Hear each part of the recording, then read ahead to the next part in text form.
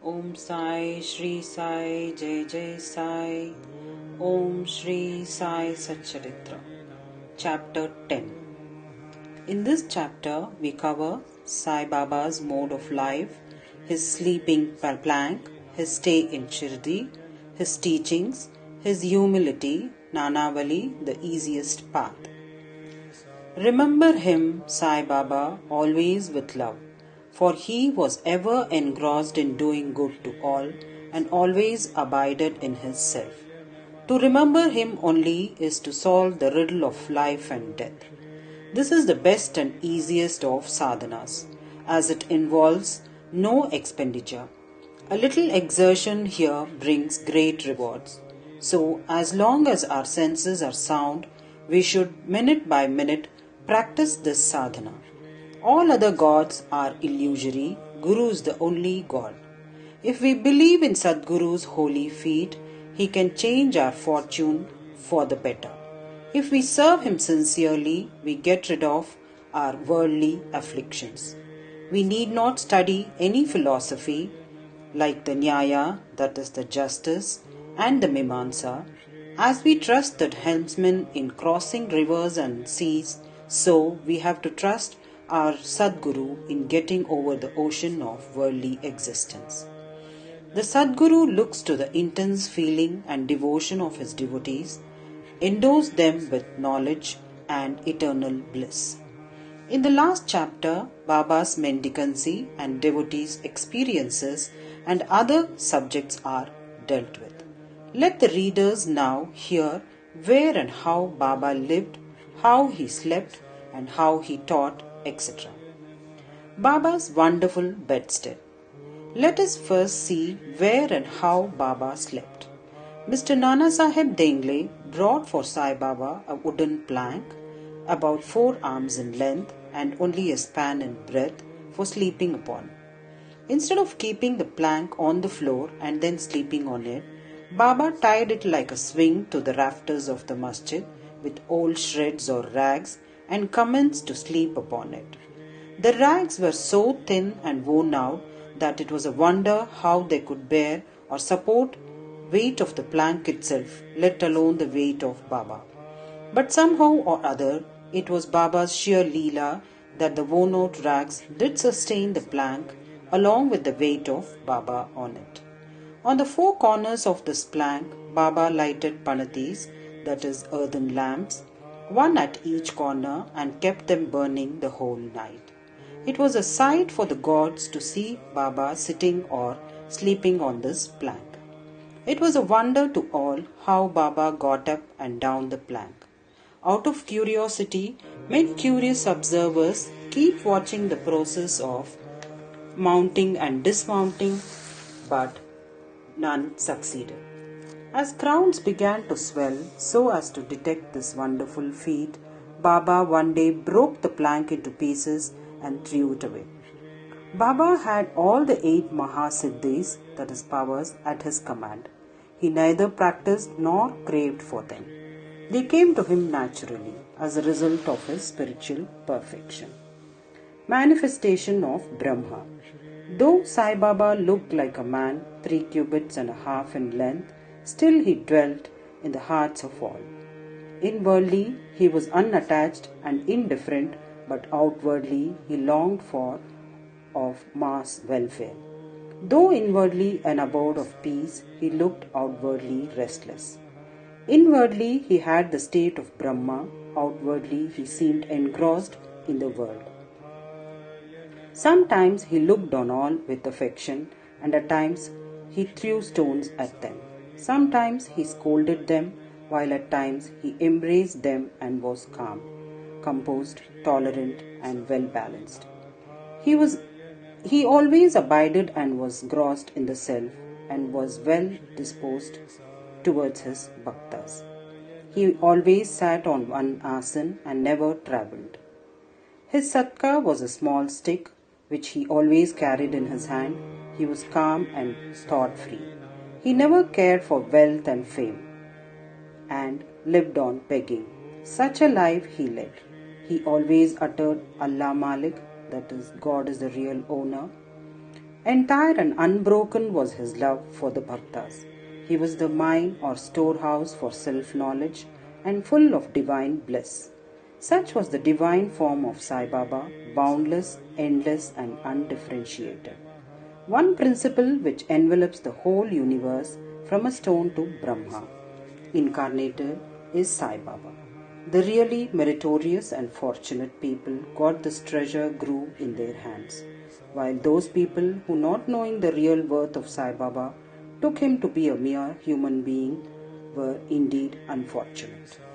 His stay in Shirdi and probable birth date.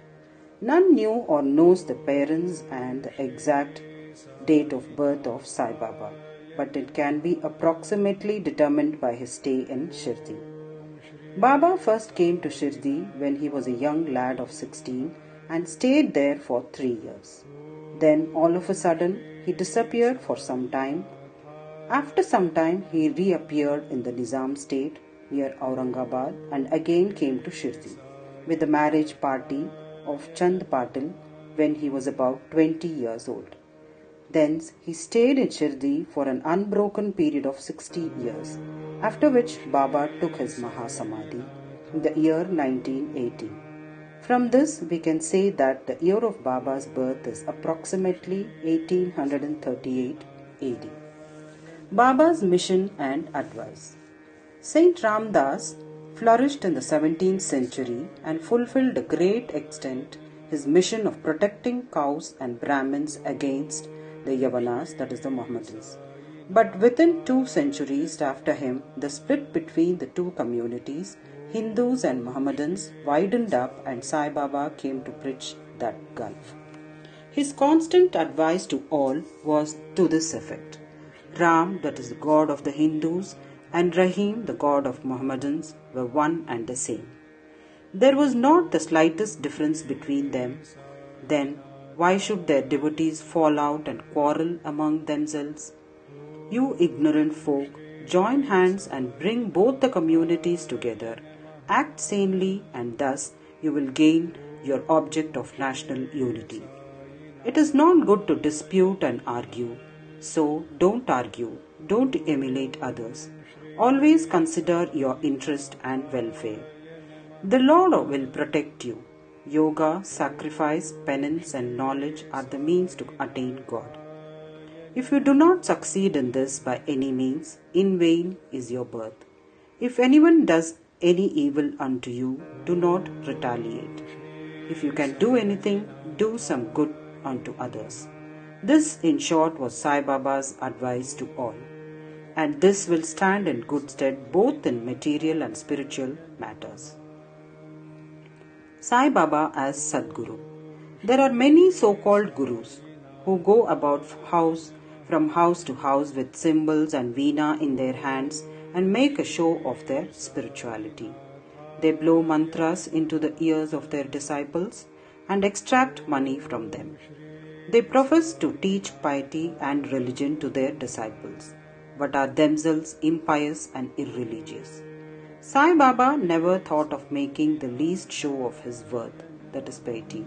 He had no body consciousness, but he had great love for his disciples.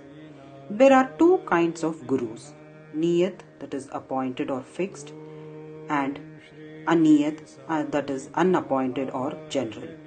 The latter, by their advice, develop the good qualities in us, purify our hearts, and set us on the path of salvation. But contact with the former dispels our sense of dualities, sense of difference, and establishes us in unity by making us realize Thou art that. There are various gurus imparting to us various kinds of worldly knowledge, but he who fixes us in our nature and carries us beyond the ocean of worldly existence is the Sadguru. Sai Baba was such a Sadguru. His greatness is indescribable. If anybody went to take his darshan, he, without being asked, would give every detail of his past, present, and future. He saw divinity in all beings. Friends and foes were alike to him. Disinterested and balanced, he obliged the evildoers as well as the pious. He was the same in prosperity and adversity. No doubt ever touched him. Though he acted through the body, he was not in the least attached to his body or house. Though he looked embodied, he was really unembodied, that is, free from gross existence. Blessed are the people of Shirdi who worshipped Sai as their God. While eating, drinking, working in their backyards and fields, and doing various household works, they always remembered Sai and sang his glory. They knew no other God except Sai. What to speak of the sweetness of the love of the women of Shirdi?